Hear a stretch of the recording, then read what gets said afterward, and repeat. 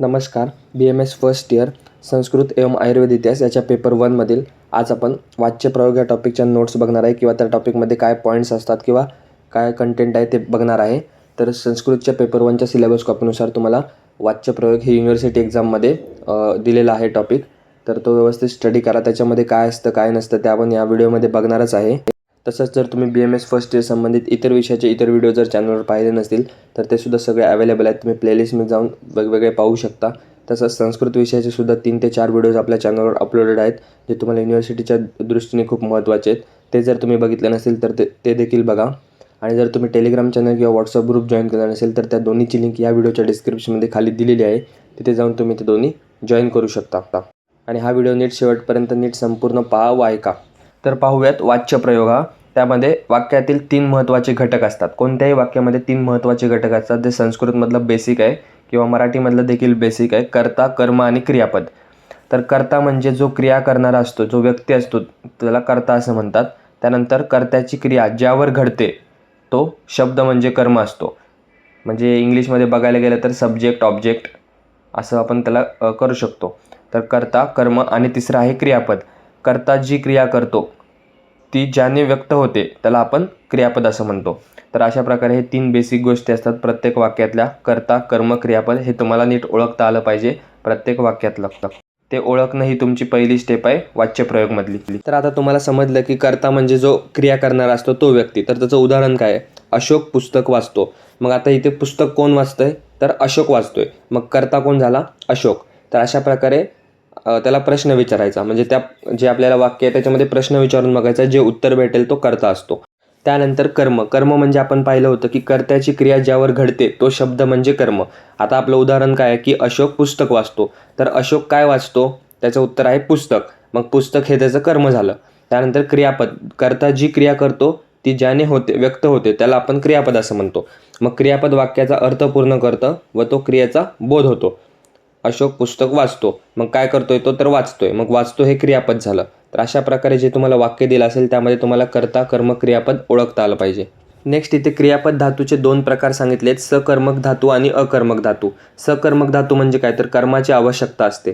त्याच्यामध्ये सकर्मक धातूमध्ये कर्माची आवश्यकता असते आणि क्रिया कर्मावर घडत असते. अकर्मक धातू म्हणजे कर्माची आवश्यकता नसते, क्रिया ही स्वतः कर्त्यापाशी थांबते. तर अशा प्रकारे त्याचे 2 प्रकार आहेत. अकर्मक धातूमध्ये काय काय असतं? तर होणे, असणे, राहणे, लाजणे, जागणे, वाढणे, क्षय पावणे, भिणे, जिवंत असणे, मरणे, झोपणे, खेळणे, आवडणे, शोभणे इत्यादी हे शब्द सर्व अकर्मक धातूमध्ये येतात. आणि सकर्मक धातूमध्ये डायरेक्ट तुम्हाला तिथे कर्म आवश्यकता असते. त्यानंतर नेक्स्ट कर्तृवाच्य क्रिया. कर्तृवाच्य क्रिया म्हणजे काय? कर्ता ज्या पुरुषाचा किंवा वचनाचा असेल त्याच पुरुषाचा किंवा वचनाचा क्रियापद असते.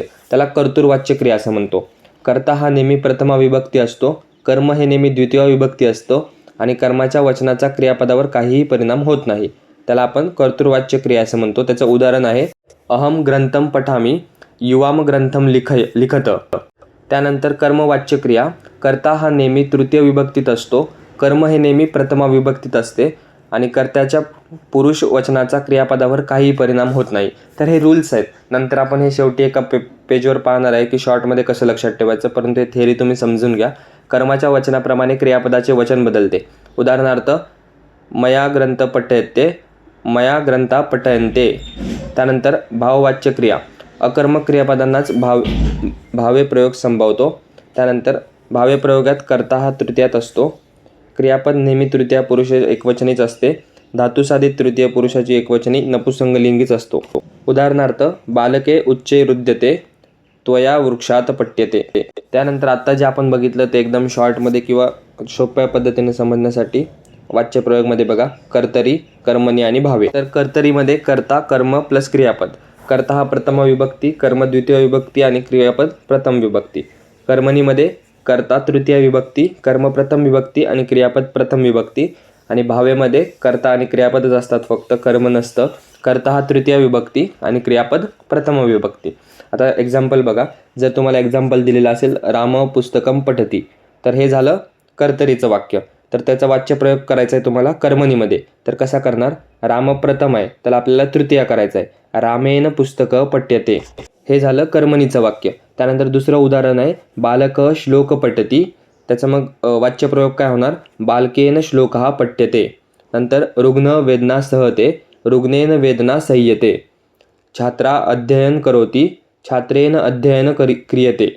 तर अशा प्रकारे वाच्यप्रयोग तुम्हाला पेपरमध्ये करणं गरजेचं आहे. तुम्हाला एकतर कर्तरीचं वाक्य देतील, त्याला कर्मणी करायला सांगतील, कर्मणीचं देतील, कर्तरी करायला सांगतील, किंवा मग तुम्हाला कर्तरीचं देऊन भावे करायला सांगतील.